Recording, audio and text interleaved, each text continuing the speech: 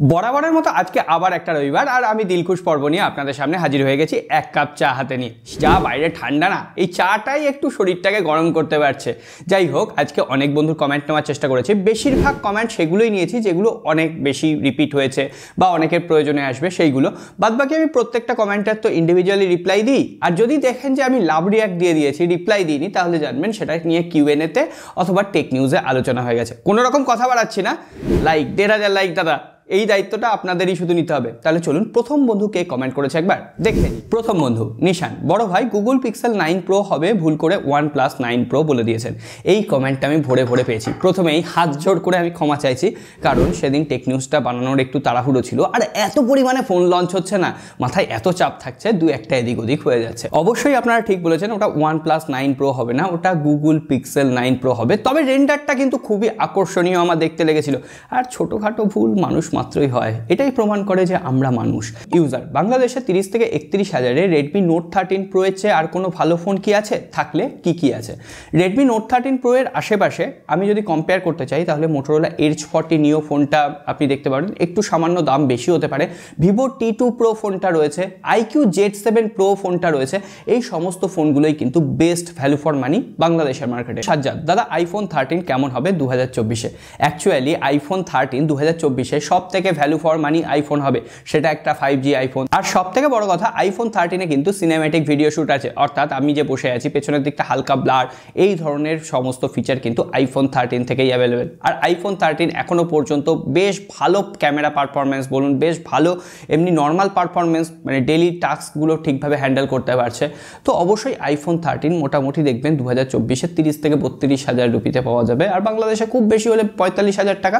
তার থেকে যদি দাম বেশি হয় তাহলে বাংলাদেশ থেকে কেনার দরকার নেই, ইন্ডিয়া থেকে আসবেন যখন বেড়াতে আসবেন বা কারোর আত্মীয় বাড়িতে আসবেন, তখন একটা ফোন কিনে নিয়ে গেলেই হলেন। বাবি দা ওয়ান, ভাই আমার বাজেট 15,000, আমার 5G 8GB RAM 256GB memory লাগবে, প্লিজ একটা সাজেশান দাও। এই ধরনের কোনো স্মার্টফোন অন্তত অ্যাভেলেবেল নেই, তবে 15,000 রুপির নিচে বেশ কিছু 5G ডিভাইস অ্যাভেলেবেল। প্রথমত আমি বলবো মোটোরোলা G54 ফোনটা অ্যাভেলেবেল, খুবই ভালো ফোন। G34 ফোনটা অ্যাভেলেবেল, ওটাও ভালো ফোন। লাভা ব্লেজ 2 5G, এছাড়াও Poco M6 pro 5G available রয়েছে, তবে পোকো অনেকেই নিতে চাইবেন না। আমি সব থেকে ভ্যালু ফর মানি ডিভাইস বলবো মোটোরোলা G54 ফোনটাকে। আর যদি একটু ওয়েট করতে চান, আমার কাছে যা খবর রয়েছে ফেব্রুয়ারি মাসে 5 থেকে 6টা ডিভাইস কিন্তু 15,000 রুপির নিচে 5G লঞ্চ করতে চলেছে, তো ওই ফোনগুলোও আপনারা চুজ করতে পারেন।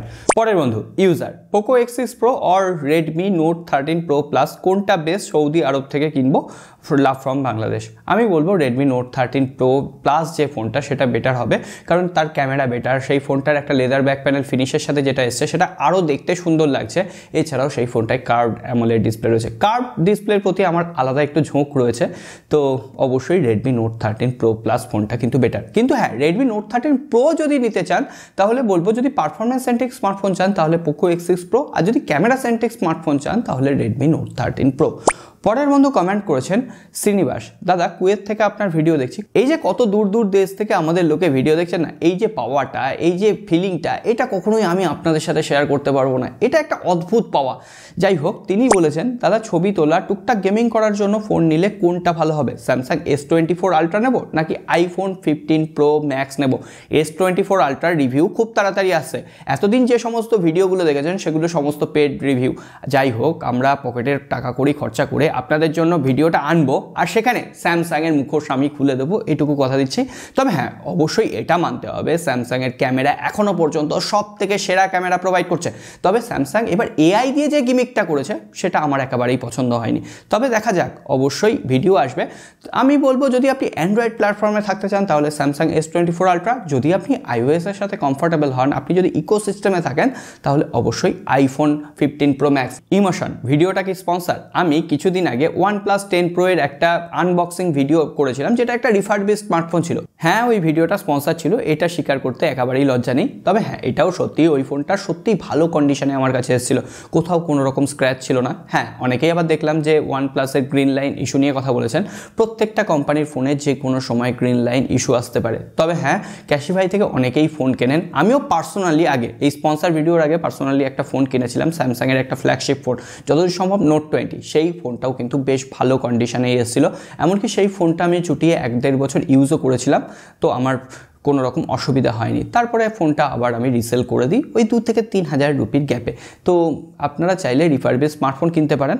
আর তবে যখন আপনি আনবক্সিং করবেন সেই আনবক্সিংয়ের ভিডিওটা যেন সবসময় করা থাকে, না হলে একটু রিটার্নে ঝামেলা হতে পারে। পরের বন্ধু ওই ভিডিওর প্রসঙ্গেই বলেছেন, সাহেব দাদা একদিন ফোন ইউজ করে কি রিফারবিশড ফোন ভালো বলা যায়?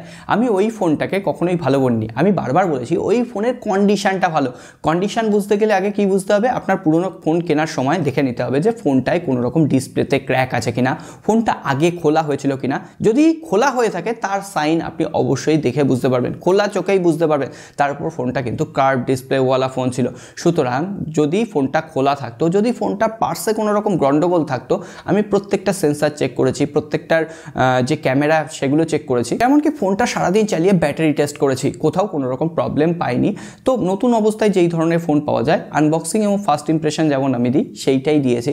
তবে পরবর্তীতে ফোনটা যদি খারাপ হয়ে যায়, ইলেকট্রনিক্স যন্ত্র, আমিও তো 5 মিনিট পরে মরে যেতে পারি দাদা, ইলেকট্রনিক্স যন্ত্র কখন খারাপ হবে বলা যায় না। তবে হ্যাঁ এটাও ঠিক যে ফোনটা একদিন ইউজ করেই বলা যায় না কতটা ভালো। তবে যেহেতু OnePlus 10 Pro ফোনটা আমি আগেও ইউজ করেছি, তবে এটুকু বলতে পারি ফোনটা আজকের দিনেও ভ্যালু ফর মানি, যদি এখনও পর্যন্ত আপনি আপডেট ঠিকঠাক পান। রিয়াদ দাদা আমি আপনার সব ভিডিও দেখি, একটা প্রশ্ন ছিল 40,000 টাকায় বর্তমানে আইফোনের কোন মডেলটা ভালো হবে? অবশ্যই ব্যাটারি হেলথ ভালো হতে হবে। 40,000 টাকা যখন আপনি বলেছেন, 40,000 রুপি হলে বলতাম আমি চোখ কান নাক বুঝে iPhone 13, কিন্তু 40,000 টাকায় আমি বলবো iPhone 12 ছাড়া আপনার গতি নেই। তবে হ্যাঁ রিফারবিশ স্মার্টফোন মার্কেটে অনেক আইফোনই আপনি পেয়ে যাবেন 40,000 টাকার আশেপাশে হয়তো। তো ব্যাটারি হেলথ, ফোনটার কোনো পার্টস চেঞ্জ হয়েছে কিনা বা ব্যাটারি চেঞ্জ হয়েছে কিনা এইগুলো একটু দেখে নিতে হবে। পরের বন্ধু কমেন্ট করেছেন তপন জ্যোতি, দাদা এখন কি স্যামসাং S22 নেওয়া ঠিক হবে নাকি ওই প্রাইস পয়েন্টে অন্য ফোন দেখবো? আমি বলবো S22 সব থেকে বেস্ট চয়েস। স্যামসাংয়ের বেশ কিছু খারাপ ফোন রয়েছে, স্যামসাংয়ের বেশ কিছু ভালো ফোন রয়েছে যেগুলো পুরনো ফোন কিন্তু এখনও পর্যন্ত রেকমেন্ড করা যায়। আমি এই প্রসঙ্গে একটু বলি, স্যামসাং যে বাজেট রেঞ্জে A15 ফোনটা লঞ্চ করেছে 20,000 রুপি দাম, একদম কিনবেন না ওই ফোনটার, একদম বোকাস ফোন, সব থেকে ফালতু ফোন। তার থেকে M34 ফোনটা কিনুন, অনেক বেটার স্পেসিফিকেশান রয়েছে, একটু ইউজ করে মজা পাবেন। হ্যাঁ মানছি A সিরিজের ফোনগুলো একটু দেখতে ভালো, কিন্তু ওই দেখতে ভালো দিয়ে আপনার ফোন চালানো যাবে না। A25, A34 এই ফোনগুলো, A34 30,000-এর ড্রপ নচ ডিসপ্লে, আজকের দিনে কেনার কোনো মানেই হয় না। 30,000-এ S21 ফ্যান এডিশন আপনি বাজারে ছড়াছড়ি অ্যাভেলেবেল পেয়ে যাবেন, সেই ফোনটাকে আপনি চেকে দেখতে পারেন। আর S21 ফ্যান এডিশন আমি এখনও পর্যন্ত রেকমেন্ড করছি বাংলাদেশেও ভ্যালু ফর মানি, যারা A54 স্মার্টফোনটা কিনবেন বলে ভাবছেন। A54 Exynos প্রসেসর, ফোনটা যথেষ্ট গরম হচ্ছে আর ফোনটা গেমিং পারফরমেন্স একেবারেই খারাপ, এমনকি নর্মাল টাস্ক হ্যান্ডেল করতে গেলেও 2-1 জায়গায় ফ্রেম ড্রপ হয়। যারা একদম লং টার্মে ফোনটা ইউজ করছেন তাদের কাছে আপনি ফিডব্যাক নেবেন, তারাও একই ফিডব্যাক দেবেন। আর এই একই কারণে স্যামসাংয়ের S24 সিরিজ, মেনলি S24 আর S24 প্লাসকে আমি কিনতে না করছি, কারণ ওই Exynos প্রসেসর সেটা অবভিয়াসলি থট করবে, সেটাই আবারও গরম হবে। স্যামসাং কখনোই স্ন্যাপড্রাগনের মতো ওই পারফরমেন্সটা Exynos থেকে দিতে পারবে না। তার জায়গায় আমি বলবো S22, S23 এই ফোনগুলোর সুপার ভ্যালু ফর মানি। আপনি 50,000-এ S23 সব থেকে বেস্ট ক্যামেরা প্রোভাইড করবে। তো অবভিয়াসলি স্যামসাংয়ের স্মার্টফোন কিনলে কিছু স্মার্টফোন ভালো, কিছু স্মার্টফোন খারাপ, সেই বুঝে স্মার্টফোন চুজ করবেন। পরের বন্ধু কমেন্ট করেছেন বসাক অন্তর, উত্তর পাবো কিনা জানি না, তবে তারপরও কমেন্ট করছি। ইন্ডিয়া থেকে ফোন নেব iQ Neo 7 versus Vivo T2 Pro, কোনটা বেটার হবে? দুটোর প্রাইস ইন্ডিয়াতে এক, কোনটা নিলে ভালো হবে? আপনি যদি পারফরমেন্স সেন্ট্রিক স্মার্টফোন চান তাহলে অবভিয়াসলি iQ Neo 7 ফোনটা আপনাকে নিতে হবে, কিন্তু হ্যাঁ একটু কার্ভ ডিসপ্লে, ফোনটা একটু দেখতে সুন্দর হবে, মার্বেল কাট ফিনিশ থাকবে, তো এই ধরনের জন্য Vivo T2 Pro ঠিক আছে। Vivo T2 Pro হচ্ছে অলরাউন্ড স্মার্টফোন, তবে আমি হলে কোথাও গিয়ে iQ Neo 7 ফোনটাই নিতাম। তো Vivo T2 Pro ফোনটার আমরা রিভিউ করেছিলাম, আই বাটনে লিঙ্ক দিয়ে দিলাম, একবার দেখে নেবেন, তারপরে যেটা আপনার জন্য সুইটেবল হবে সেটা নেবেন। পরের বন্ধু, না আজকে আর কোনো বন্ধু নিইনি, অ্যাকচুয়ালি আমি দিলখুশ পর্বের যে কমিউনিটি পোস্ট সেটা দিতে ভুলে গেছিলাম, তার জন্য হয়তো অনেক প্রশ্নই আপনারা করতে ভুলে গেছেন। পরবর্তী সপ্তাহে আবার একটা দিলখুশ পর্ব আসবে, ততক্ষণের জন্য সকলে ভালো থাকবেন, সুস্থ থাকবেন, দেখা হবে আগামী পর্বে।